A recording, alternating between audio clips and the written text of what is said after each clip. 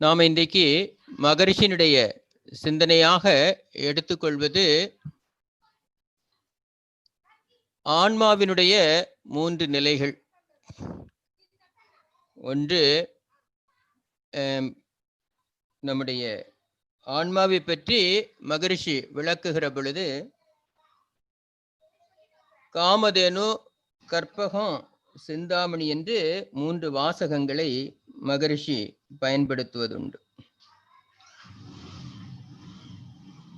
இது நம்முடைய வேதங்களின் சாரங்கள்லையும் இந்த வார்த்தைகள் நிறைந்து கிடப்பதை பார்க்க முடிகிறது. இதற்கு பல்வேறு விளக்கங்கள் கொடுக்கப்படுகிறது. மகரிஷி கொடுத்திருக்கிற விளக்கத்தை நாம் அறிந்து கொள்ள இருக்கிறோம், அறிந்து தெளிந்து கொள்ள இருக்கிறோம்.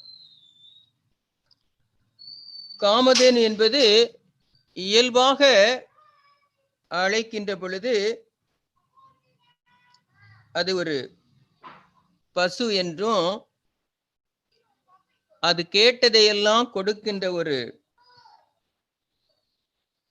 பசுவாகவும் நம்முடைய பக்தி மார்க்கத்திலே அதை சித்தரித்தார்கள். ஆன்மீக உலகிலே பசு என்று சொல் ஆன்மாவை குறிக்கக்கூடிய சொல்லாக கருதப்பட்டது. அதுவும் இச்சையை இயல்பாக உடைய ஆன்மாவாக கருதப்பட்டது. இச்சை ஆசை நிறைந்த ஆன்மா. இது நம்முடைய இயல்பான வாழ்க்கையில இந்த ஆன்மாவை பற்றி சொல்லக்கூடிய வாசகம். நம்முடைய வாழ்க்கையில பெரும்பாலும் பல்வேறு ஆசைகளுக்கு உட்பட்டவர்கள், நிறைவு பெறாத ஆசைகளுக்கு உட்பட்டவர்கள். நிறைவு பெறாத ஆசைகளின் கூட்டம் நெஞ்சம் மனம் பேச்சிடை பிணக்காகும் பொய்கள் நேர்முகமாய் மறைமுகமாய் மற்றவருள மறுத்தல் மற்ற உயிர் சுதந்திரமும் வாழ்வின் வளம் பறித்தல் மகரிஷி சொல்றாங்க. இதுதான் ஒரு ஆன்மாவுடைய இயல்பு. இப்படிதான் மனிதன் வாழ்ந்து கொண்டிருக்கிறான்.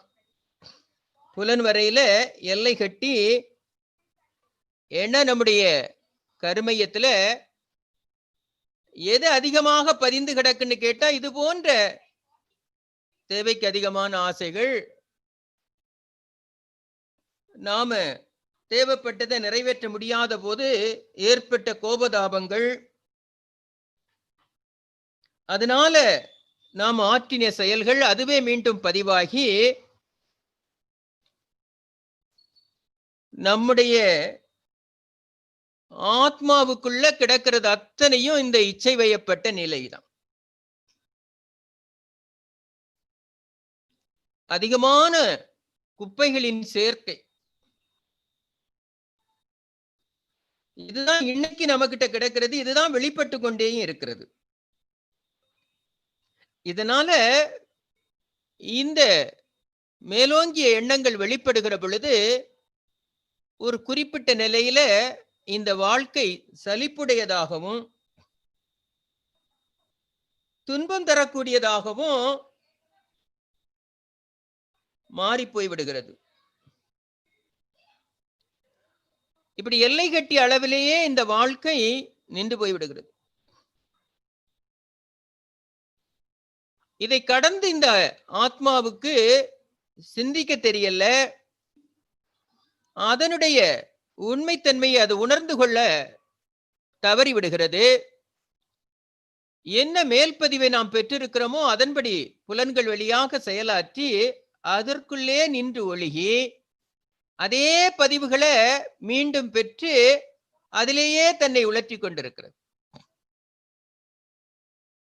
என்ன பழக்கத்துக்கு அடிமைப்பட்டு கிடக்கிறது இந்த ஆன்மா. காலையில சில பேருக்கு பழைய சாதம் பிடிக்கும், சில பேருக்கு டிஃபன் பிடிக்குது, சில பேருக்கு எதுவுமே வேண்டாம், ஒரு டீ மட்டும்தான் வாழ்க்கை.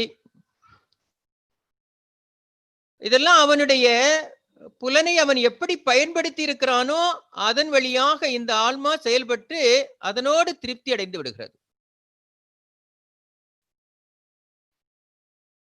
இந்த ஆன்மா என்பது நம்முடைய உயிர்த்துகளினுடைய தொகுப்பு.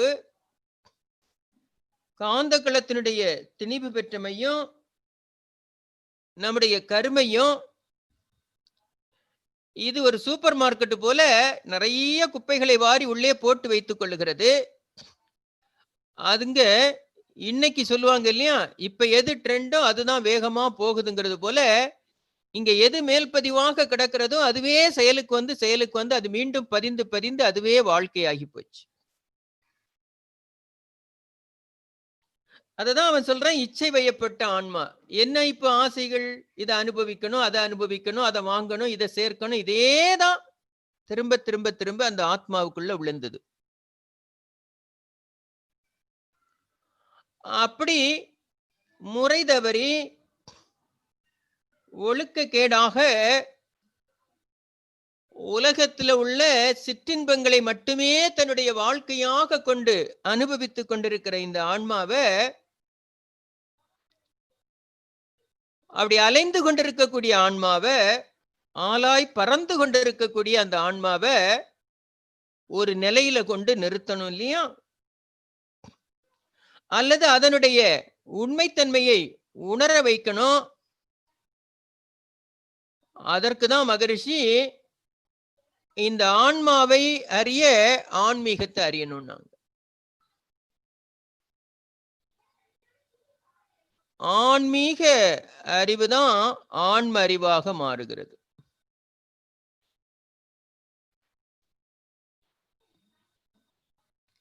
அப்ப இந்த ஆன்மாவுக்குள்ளே அதனுடைய அகத்தை பற்றி நாம் அறிந்து கொள்ளுகின்ற பொழுது அது ஆன்மீக அறிவாக, ஆன்மாவை பற்றிய அறிவே ஆன்மீக அறிவு என்பதை அறிந்து கொள்ள வேண்டியது அவசியம். அப்படி நிலைகுலைந்து போய் கிடக்கிற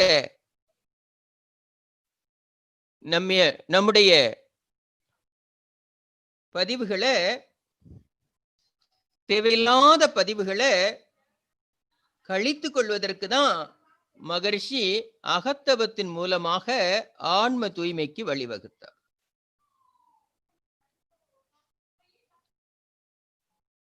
அப்ப காரணமின்றி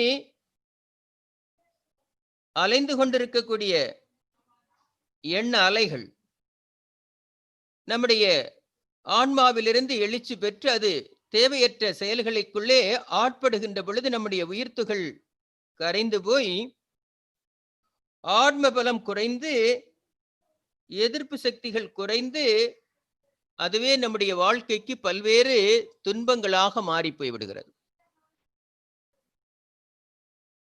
அப்ப மகரிஷி பார்க்கிறாங்க இந்த ஆன்மாவை காமதேனு என்ற நிலையிலிருந்து அதை கற்பகம் என்ற நிலைக்கு அதை மாற்றணும். மீண்டும் ஒரு முறை நன்றாக புரிந்து கொள்ள வேண்டியிருக்கிறது. காமதேனு என்பது எல்லாவற்றையும் கொடுக்கிறது. எது? எனக்குள் என்ன வைத்திருக்கிறேனோ அதை கொடுப்பதாக இருக்கிறது.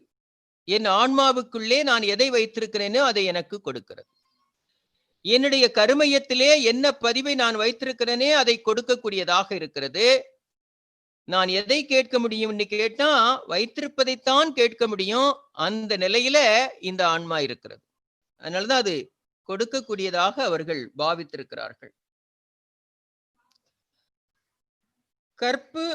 கற்பகம் என்று சொல்ல ரெண்டாக பிரித்து பார்த்தா கற்பு பிளஸ் அகம் என்ற சொற்களின் இணைப்பு தான் கற்பகம். இங்கு ஆன்மா உயிர் வரையில உணர்ந்து விரிந்து ஆற்றும் தகுதி பெற்ற நிலை. இச்சித்துன்னா துய்த்து துய்த்து சலிப்பும் துன்பமும் பெற்ற ஆன்மா சிந்தனையில் ஆழ்கின்றது. என்ன இப்படியே வாழ்க்கை போயிட்டு இருக்கே, காலையில எழுகிறோம், சாப்பிடுறோம், அப்படியே வெளியே போயிட்டு வரோம், மீண்டும் சாப்பிடுறோம், மீண்டும் போயிட்டு வரோம், தூங்குறோம், தூக்கமும் வருவதில்லை. இப்படியே சலிப்புக்கு உட்பட்ட ஆத்மா இந்த புறவெளி சிந்தனையிலிருந்து விடுபட்டு தனக்குள் தன்னடக்கமாகி நமக்குள் இந்த சலிப்புகளையும் இந்த இயக்கத்தையும் கொடுக்கிறது யார் என்ற நிலையில தன்னை அறிய முற்படுகிற பொழுது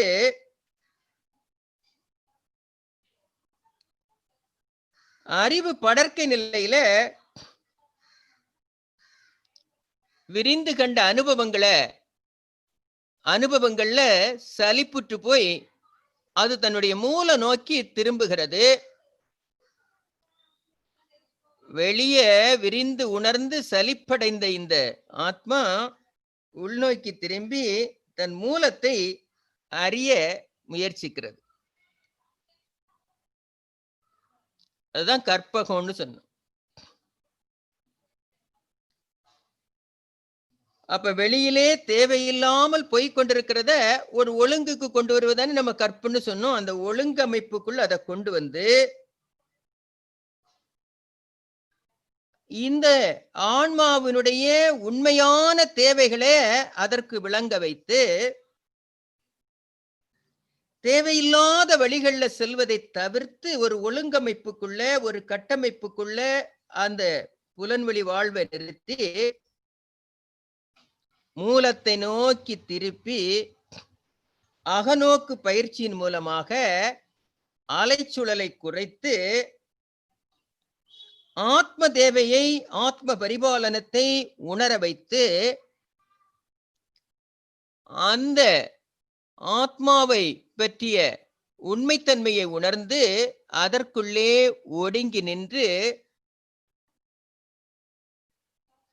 அந்த உறுதியான ஒழுக்கத்தின் மூலமாக அல்லது ஒரு உறுதிப்பாடோடு அதை கடைபிடித்து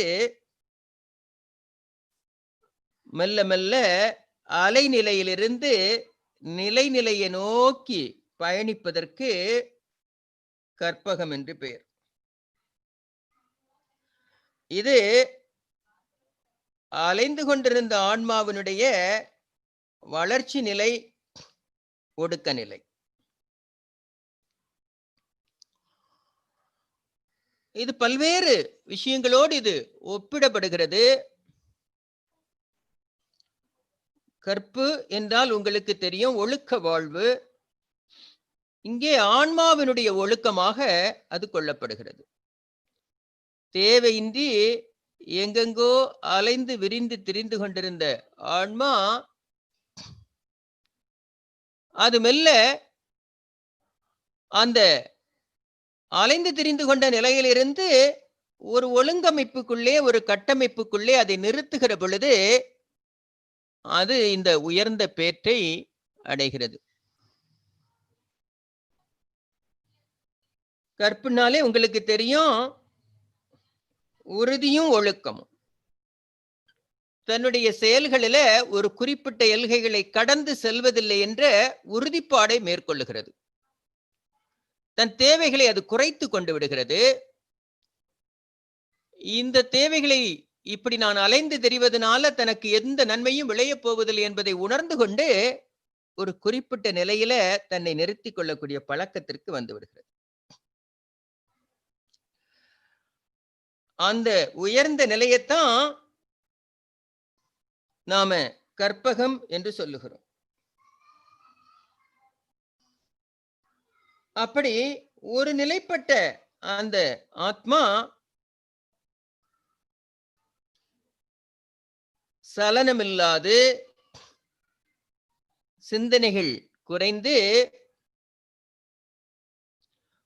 நம்முடைய மனமானது அல்லது நம்முடைய தேவையற்ற எண்ணங்கள் எல்லாம் குறைந்து நம்முடைய சிந்தையானது மணியான நிலை, சலனமற்ற நிலை, புலனடக்கம் பெற்று உறுதி பெற்று உயிரை உணர்ந்து அங்கு கிட்டிய ஆற்றலால் உயிருக்கு மூல நிலை அறியும் ஆர்வம் எழுகிறது. சிந்தனை உயர்ந்து உயிர் விரைவை சிறிது சிறிதாக தவத்தின் மூலமாக குறைத்து கொண்டே போய் முடிவாக இயக்கமற்ற அமைதி நிலையை இந்த ஆத்மா பெறுகின்றது. மெய்ப்பொருளாகி விடுகின்றது. தனது இருப்பு நிலை அணு முதற்கொண்டு அண்டங்கள் அனைத்துக்கும் அப்பாலுள்ள பெருவெளி வரையில நிறைந்திருக்கும் பெருமையினை உணர்ந்து கொள்ளுகிறது. தேவைக்கும் இருப்புக்கு இடையே உள்ள தெய்வீக தொடர்பையும் அதன் ஒழுங்கமைப்பையும் உணர்ந்து ஆன்மா முழுமையான அமைதி பெறுகிறது. இந்த நிலையத்தான் சிந்தாமணி, இதுதான் மனிதனின் முழுமை பேறு. இதற்கு தான் ஆன்மா தன்னை அறிந்த நிலை என்றும், அப்படி அறிந்த போது அமைதி பிறக்கிறது என்றும், பிறப்பு அறுக்கப்படுகிறது என்றும், பழிச்செயல்கள் கழிக்கப்படுகிறது என்றும், அந்த ஆத்மா தூய்மை நிலை எய்துகிறது என்றும்,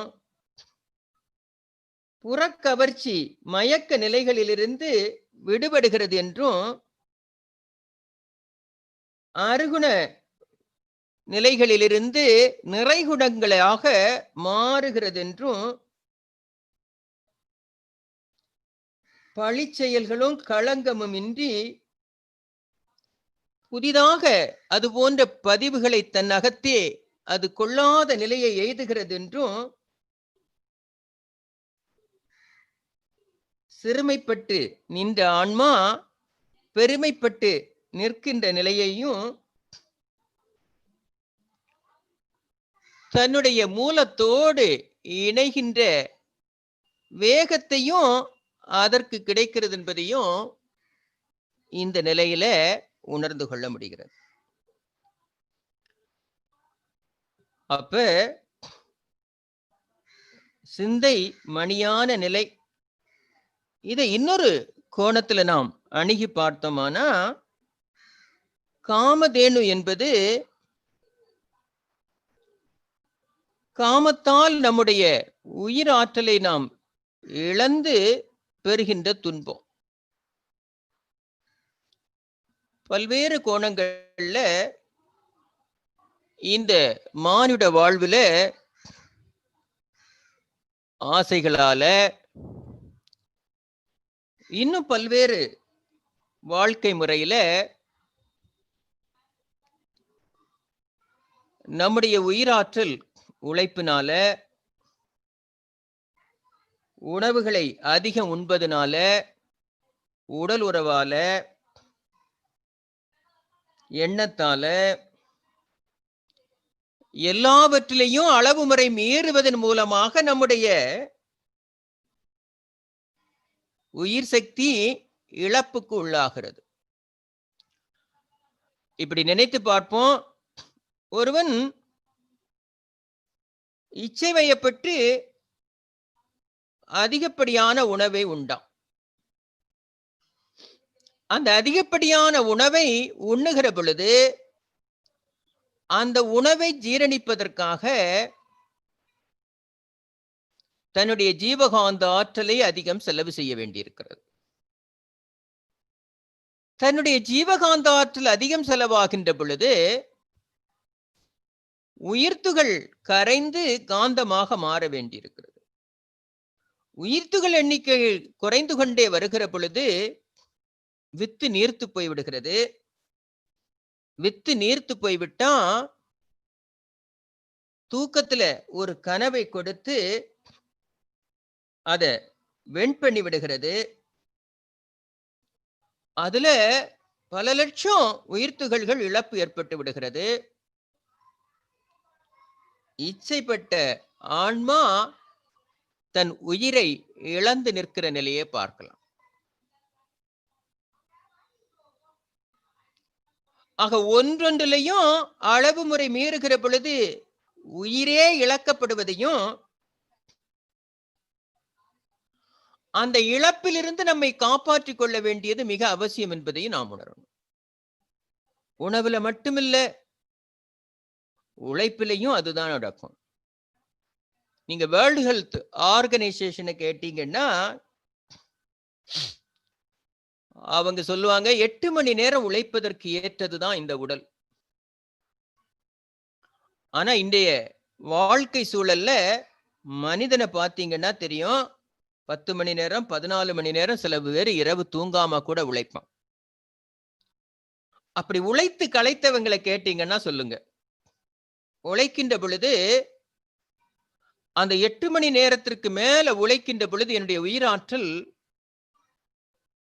அளவுக்கு அதிகமாக செலவிடப்படுகிறது. மீண்டும் என் உயிர்த்துகள் குறைந்து கொண்டே வருகிறது. வித்து நீர்த்து போய்விடுகிறது. அதிக உழைத்தவனுடைய உடல் அதிகமான சூட்டை வெளியேற்றும். இரவுல அந்த சூடு அதிகரிக்கின்ற பொழுது கனவுகள் தோன்றி ஆணாகினும் பெண்ணானாலும் இந்த வித்தினுடைய இழப்பு ஏற்பட்ட பிறகு அந்த சூடு தணிந்த பிறகுதான் தூக்கம் வரும். இது உழைப்பிலேயே நடக்கும். இதுதான் இச்சை வயப்பட்ட ஆன்மா. எங்க இச்சை வயப்பட்டாலும் இழப்பு உயிருக்கு என்பதை மனிதர்கள் உணர்ந்து கொள்ளாதது வரையும் இந்த வாழ்க்கை துன்பமாக மாறி போய்விடும். அடுத்தது உறக்கம். ஒரு மனிதனுக்கும் குறைந்தது ஒரு 6 hours வேணும். 8 hours இருந்தா நல்லா இருக்கும்னு சொல்றோம். ஆனா இன்னைக்கு வாழ்க்கை முறையில இரவு தூக்கம் என்பது குறைந்து போய்விட்டது. எகைன்ஸ்ட் த நேச்சர் இவன் கண் விழித்திருக்கிறான், தூங்கல. தூக்கமின்மை அதிகரிக்க அதிகரிக்க உடல் சூடாக்கி கொண்டே வரும். அன்டைம்ல வேற சாப்பிடுவான்.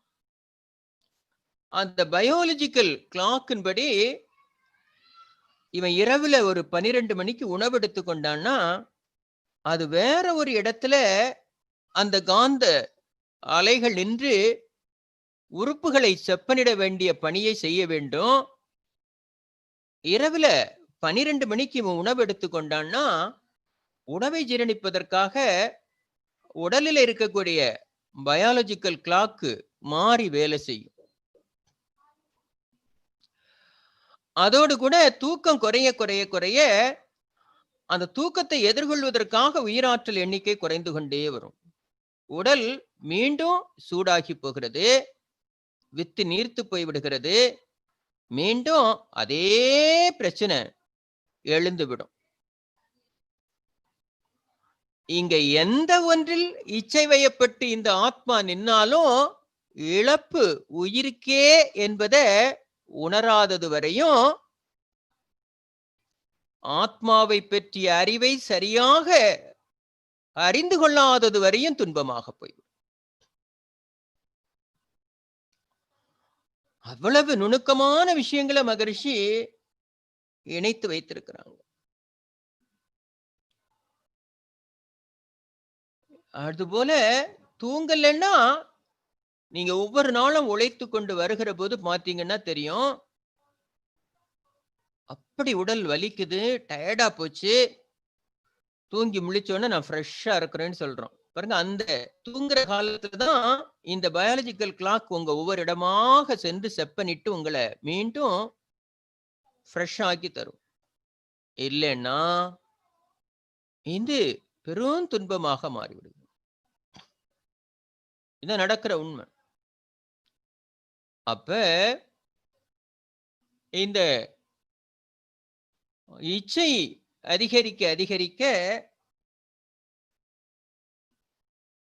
காலம் செல்ல செல்ல இவைகளை அனுபவிக்கின்ற பொழுது நீங்க பாத்தீங்கன்னா தெரியும், ஒரு குறிப்பிட்ட நிலைகளுக்கு மேல இந்த எல்லா செயல்களிலையும் மனிதனுக்கு சலிப்பு வருவதை பார்க்க முடியும். உணவுல, உழைப்புல, உறக்கத்துல. அடுத்தது உடல் உறவு. இதுவும் அதேதான்.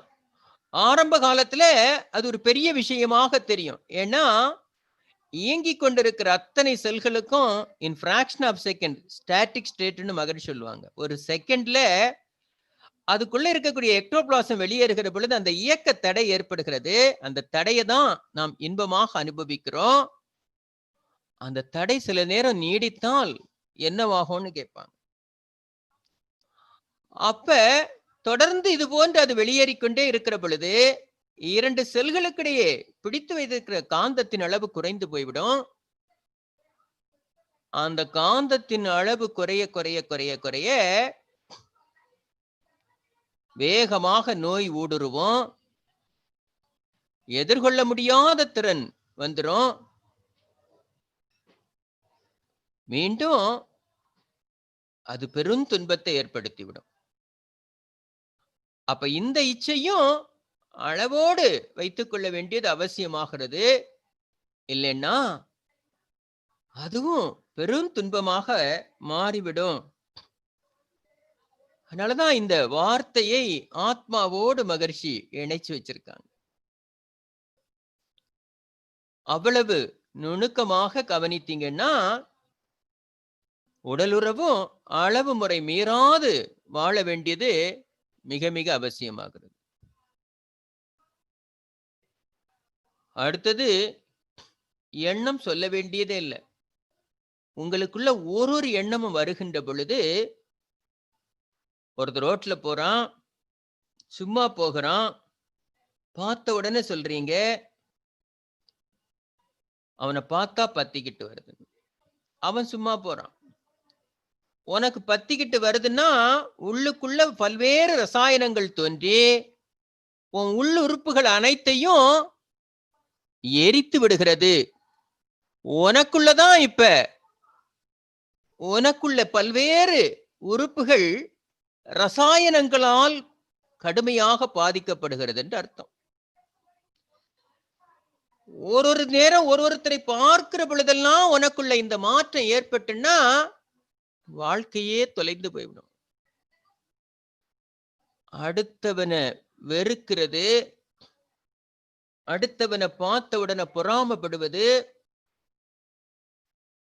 இது போன்ற குணங்கள் உங்ககிட்ட நீடித்திருக்கிறது வரையிலையும், இந்த ஆன்மா இது போன்ற செயல்களில் ஈடுபடுவது வரையும்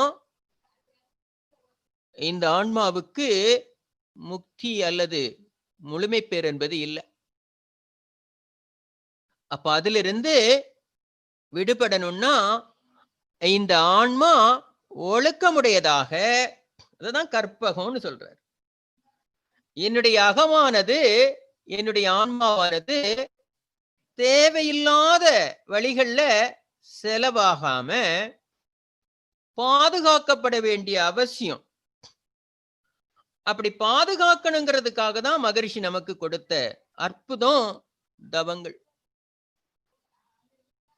ஆகினோ துரியம் என்றும் துரியாதீதனும் பல்வேறு வழிகள்ல தவத்தை கொடுத்து, ஒரு பக்கம் தவத்தை கொடுத்து அலைச்சுழலை குறைத்து பிரபஞ்ச ஆற்றலை கிரகிக்க வைத்தாங்க. இன்னொரு பக்கத்துல பல்வேறு பயிற்சி முறைகளை கொடுத்து செலவுகளை குறைக்க வைத்தாங்க. இன்னொரு பக்கத்துல பல்வேறு பயிற்சி முறைகளையும் பஞ்சபூத நவக்கிரகம் போன்ற தவங்களை கொடுத்து ஆற்றல் அதிகப்படுத்தி இழப்பை ஈடுகட்டி தேவையற்ற வழிகள்ல மனம் செல்லாதவாறு தவிர்த்து அதனுடைய உண்மைத்தன்மையை உணர வச்சு பிரபஞ்சத்திற்கும் கோள்களுக்கும் நமக்கு உடம்புல இருக்கக்கூடிய சக்கரங்களுக்கும் ஒன்றொன்றுக்கும் உள்ள தொடர்புகளை வெளிப்படுத்தி அவைகளின் மேல மனதை நிறுத்துகிற பொழுது ஆற்றலை பெருக வைத்து நோய் எதிர்ப்பு சக்தியை கூட்டி எந்த வழிகள்லையும் நம்முடைய ஆத்மாவினுடைய பலம் குறைந்து விடாம நம்மை காக்கின்ற வேலைகளை சொல்லி கொடுத்தாங்க. அப்ப தேவையான அளவுக்கு மட்டும் என்னுடைய ஆற்றலை வெளிப்படுத்துதல் அப்படின்னு சொன்னாங்க. ஏன்னா காமதேனுவையும் இதெல்லாம் கேட்டதை கொடுக்கும்லாம் சொல்லுவாங்க தெய்வ வழிபாட்டுல, அப்படிலாம் சொல்வதுண்டு. யார் கேட்டதை கொடுப்பா? நான் யாருகிட்ட கேட்க முடியும்? என் ஆத்மா கிட்ட தான் கேட்க முடியும். யாருகிட்ட நான் வரம் கேட்க முடியும்? ஆத்மா கிட்ட தான் கேட்க முடியும். இப்படி எந்த நிலையில நீங்க பார்த்தாலும் நான் பெறுதல் அத்தனையும் என் ஆத்மா கிட்ட இருந்துதான். என் ஆத்மாக்குள்ள என்ன இருக்கிறதோ அதைத்தான் நான் பெற்றுக்கொள்ள முடியும். அதுதான் இறையினுடைய அம்சம். அப்ப இங்க நான் எதை போடுகிறேனோ அதைத்தான் நான் பெற முடியும். அப்ப இச்சை வயப்பட்ட நிலையில இருக்கிறத ஒரு ஒழுங்கமைப்புக்குள்ள கொண்டு வந்து அந்த ஒழுங்கமைப்புக்குள்ள நாம் வாழுகின்ற பொழுது அதிலிருந்து கிடைக்கின்ற பலன்களும் அந்த உயர்வு தன்மை உடையதாக ஆத்மாவுக்குள்ள தேவையில்லாத இந்த தீய பதிவுகள் போய் விழாமல் பாதுகாக்கப்படும். மனம் இறைநிலையோட ஒன்றி கிடப்பதுனால தவறுகள் நடப்பது குறையும். அப்படி நம்முடைய ஆத்மாவை கற்புடையதாக, ஒழுக்கமுடையதாக, தேவையற்ற செயல்கள் மேல அது நின்று கொள்ளாம தடுக்கக்கூடிய ஒரு அற்புதமான நிலைதான் இந்த கற்பக நிலை. அப்படி ஒழுங்கமைக்கப்பட்ட பாருங்க, அப்ப அந்த கற்பக நிலைக்கு வருகிற பொழுது ஒரு மனிதனுடைய உயிராற்றல் செலவு குறைகிறது, விந்தினுடைய இழப்பு குறைகிறது.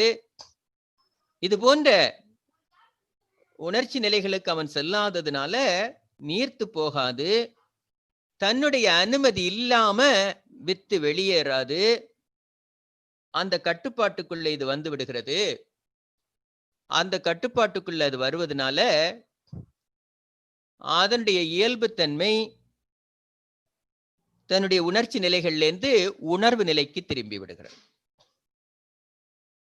அந்த உயர்ந்த நிலைக்கு நம்முடைய ஆத்மாவை கொண்டு வருவதற்கு தான் இந்த வார்த்தையை மகரிஷி கற்பகம் என்று பயன்படுத்தியிருக்காங்க, அல்லது நம்முடைய முன்னோர்கள் இதை பயன்படுத்தியிருக்காங்க. அப்படி ஒழுக்க நிலைக்குள்ள வந்த ஆத்மா சிந்தாமணி என்று சொல்லக்கூடிய தன்னுடைய சிந்தை ஒருநிலைப்பட்ட நிலையில ஆத்மா அலைச்சுழலாக மனவழியாக செயல்படுவது ஒடுக்கப்பட்டு அப்படியே நம்முடைய மூலாதாரத்தோடு நம்முடைய ஜெனட்டிக் சென்டர்லயே நிலைக்க பெறுகிறது. தேவையில்லாத வழிகள்ல அதனுடைய செல்லும் வேகம் குறைந்து போய்விடுகிறது, நிலைபேற்று நிலைக்கு வந்து விடுகிறது. மனம் ஒருநிலைப்பட்டு நிற்கிறது, உயிராற்றல் ஒடுங்கி விடுகிறது, உணர்வு நிலைக்கு போய்விடுகிறது, தன்னை உணரும் தன்மையை பெறுகிறது, தவறிழைக்காது வாழக்கூடிய உயர்ந்த நிலைய அந்த ஆத்மா அடைந்து விடுகிறது. பாருங்க, அப்படி ஒருத்தர் வந்துட்டாங்கன்னா அவர்களுடைய உயிர் சக்தி வெளியே சிந்தாது. தன்னை வாழ வைக்கக்கூடிய மணி போன்ற அந்த உயிர்த்துகள், அந்த விந்து ஆற்றல் தேவையின்றி வெளியே சிந்தாத அல்லது வெளியேறு தேவையில்லாமல் அது வெளியேறாத நிலையை பெற்று கெட்டியாகி அது உயர்ந்த ஆன்மீக நிலையை அடைவதற்கு உதவி செய்வதாக மாறுகிறது. இததான் உங்களுக்கு மகரிஷி காயகல்பமாக கொடுத்தாங்க. பாருங்க,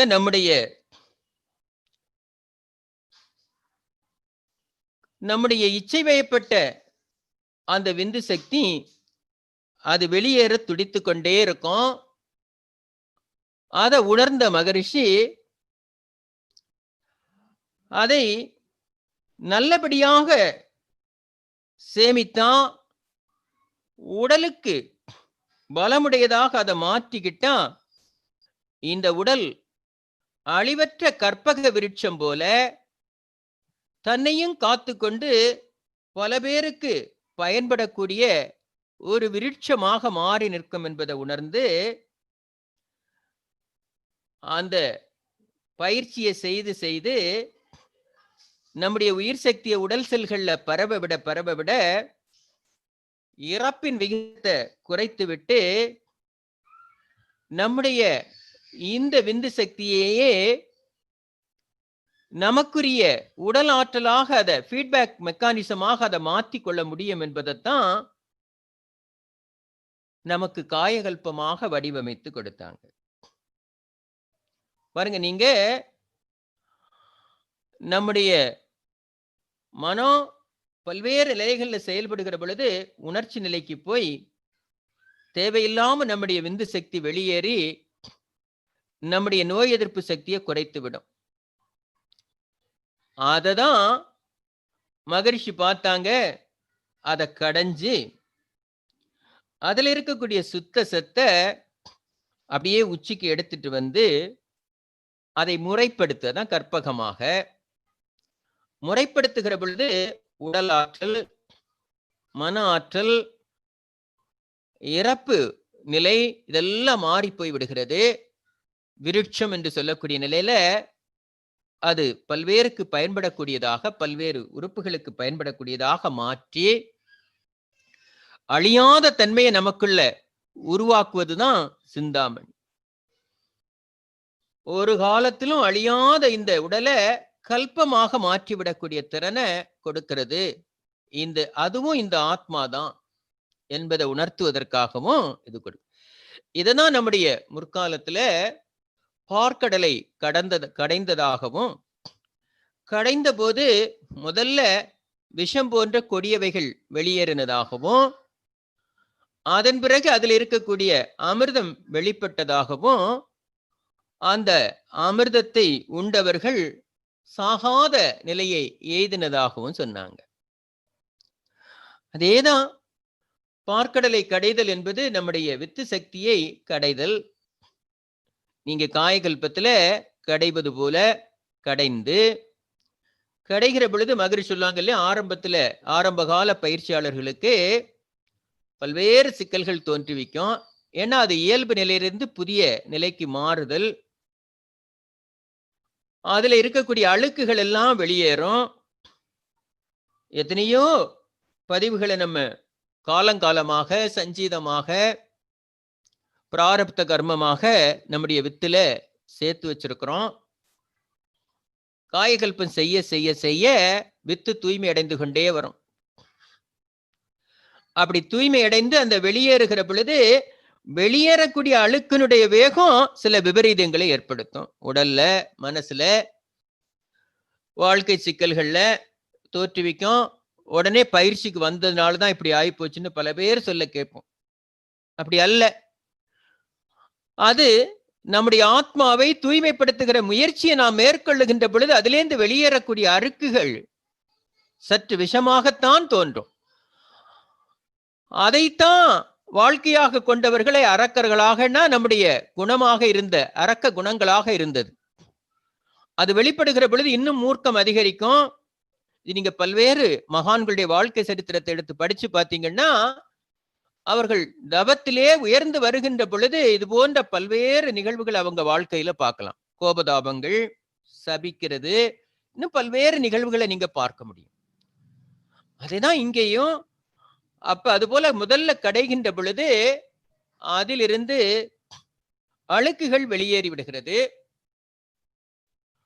அந்த அழுக்குகளுக்கு இவர்கள் பல்வேறு பேர் வைத்தாங்க. என்ன, புலன் வழிதானே போகுது, அந்த புலன்கள் அதுக்கெல்லாம் உடனே ஒத்துக்காது. ஏன்னா அது வேற வேற பழக்கத்துல இருந்து அந்த புலன்களை அந்த வழியில நீங்க இயக்குவதற்கு மறுக்கின்ற பொழுது அது கடுமையாக போராடும். புலன் வழி வாழ்க்கைன்னா அதைத்தான் அவர் சொல்றார். அப்படி நாம நல்ல கடைந்து வெளியேறின அழுக்குகள், நமக்குள் ஏற்படுத்தின மாற்றங்கள், இதெல்லாம் அப்படி கடைந்து முடிந்து அதற்குள்ளே இன்னும் சுத்தமாக அவங்க அதை ஒவ்வொரு ஸ்டேஜா சொல்லுவாங்க. முதல்ல அழுக்கு வெளியேறும், அப்புறம் இது போன்ற சில மரங்கள், பூமிக்கு பயன்படக்கூடிய காமதேனு போன்ற விருட்சங்கள் இதெல்லாம் வெளிப்பட்டதுன்னு சொல்லுவாங்க. சோ அதற்கு பிறகு ஏற்படக்கூடிய சின்ன சின்ன மாற்றங்களை நல்ல நல்ல விஷயங்களாக அவர்கள் வெளிப்படுத்தி கொண்டே வந்தாங்க. கடைசியாக அமிர்தம் வெளிப்பட்டது என்று சொன்னாங்க. அமிர்தம் என்றால் என்னன்னு கேட்டான், அழியாத தன்மை என்று பொருள். அமிர்தத்திற்கு என்ன சிறப்புன்னு கேட்டா அது அழியாதது, அதை உண்டவர்களுக்கும் அழிவில்லை. இங்கேயும் அதேதான். நீங்க தொடர்ந்து அந்த பயிற்சியை செய்ய செய்ய செய்ய செய்ய வித்து தூய்மை அடைந்து போய்விட்டது என்றால், தூய்மை அடைந்த வித்து அமிர்தத்துக்கு ஒப்பாகி விடுகிறது. அது நம்முடைய உடல் முழுவதும் பரவி நின்னா இந்த உடல் செல்களுக்கு அழிவுங்கிறதே இல்லை.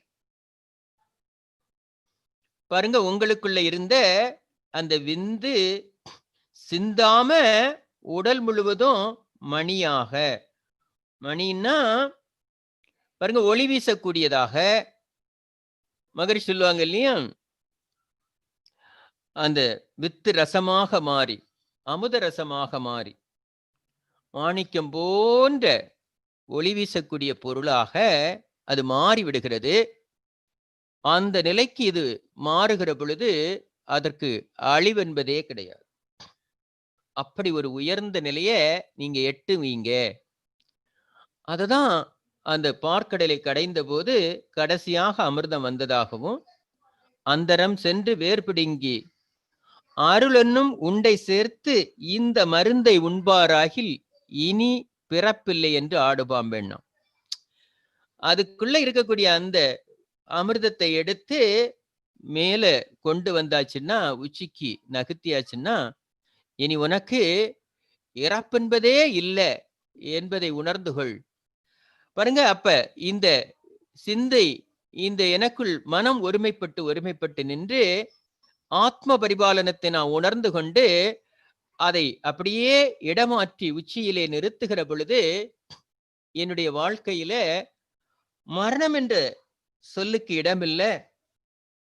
அந்த உயர்ந்த நிலைய இந்த ஆன்மா அடைந்து விடுகிறது என்பதைத்தான் மகரிஷி ஓர்மை நிலை, கான்சன்ட்ரேஷன், அடக்க நிலை, மெடிடேஷன், ஒடுக்க நிலை, சமாதி நிலை என்று நமக்கு சொல்லுவாங்க. அப்படி அலைந்து கொண்டிருந்த ஆன்மாவை ஒருநிலைப்படுத்தி அடக்க நிலைக்கு கொண்டு வந்து சமாதி நிலை எய்துவதற்கு செய்யக்கூடிய ஒரு அற்புதமான அமைப்பு, பயிற்சி களம், மகரிஷி வகுத்து கொடுத்த வாய்ப்பு இந்த மனவளக்கலை. இந்த 3 வார்த்தைகளையும் உண்மையிலேயே புரிந்து கொண்டோமானா ஆன்மாவை தூய்மை செய்ய வேண்டிய அவசியம் நமக்கு தெரியும். ஏன்னா அன்னமய கோஷம் உணர்ச்சி நிலையில, மனம் குறுகிய நிலையில கர்மேந்திரிய ஞானேந்திரியர்கள் உட்பட்டு துன்ப உணர்ச்சிகளை துய்த்து கொண்டிருந்தத, புலன்களுடன் கலந்து விழிப்பில் உழல்வது அல்லது புலன் முதலிய கருவிகளோடு கூடி வினைகளை ஆற்றிக் கொண்டிருந்தத, அந்த ஞானேந்திர கர்மேந்திர பதிவுகளிலிருந்து விடுவித்து பிராணமய கோஷம், மனோமய கோஷம் என்று சொல்லக்கூடிய உணர்ச்சிகளிலிருந்து திருப்பி விடப்பட்டு பொறிபுலன்களுடைய கலப்பில்லாமலே இயங்க வைத்து மனம் நலம் பெற உயிர் ஒடுக்கம் பெற்று தூய்மை அடைய செய்து பிறந்து வாழக்கூடிய காலத்திலேயே செய்யும் விளைவுகளின் பதிவு குறைத்து மீண்டும் அந்த ஆன்மாவுக்கு இச்சையூட்டாம அதை நல்வழிப்படுத்தி மூளையில கிடைக்கிற நினைவு பதிவுகளை மெல்ல மெல்ல அழித்து விஞ்ஞானமய ஆனந்தமய கோஷ நிலைக்கு உயர்த்தி தியானம், துரியம், துரியாதீதம் போன்ற தவங்களை செய்து பல பிறவிகளில பிறவி தொடராக கொண்டு வந்த வினைகளை கழித்து அறிவை அறிந்து அறிவின் வழி செயல்பாடுகளை ஒழுங்கமைத்து கொண்டு வித்தில ஒழுக்க தரப்பதிவாக, வித்தில இருக்கக்கூடிய தரப்பதிவுகளை நல்ல பதிவுகளாக மாற்றி பிரபஞ்சத்திலிருந்து உயிர்கள் தோன்றின உண்மைகளை உணர்ந்து கொண்டு நாம் இந்த பிரபஞ்சத்தினுடைய ஒரு அங்குலம் அல்லது ஒரு துளி என்பதை உணர்ந்து அதனோடு இணைந்து விடுவதற்கு தான் வந்தோம் என்பதை தெரிந்து கொண்டு அந்த நிலைக்கு நம்மை உயர்த்தி கொள்ளக்கூடிய ஒரு அற்புதமான வாழ்வு தான் இந்த தவ வாழ்வு. அதற்கு தான் இந்த ஆன்மாவை பற்றிய விளக்கங்களை மகரிஷி நமக்கு கொடுத்தார் என்பதை தெரிந்து கொண்டு அறிந்து வாழ்வோம் என்று கூறி வாய்ப்புக்கு நன்றி.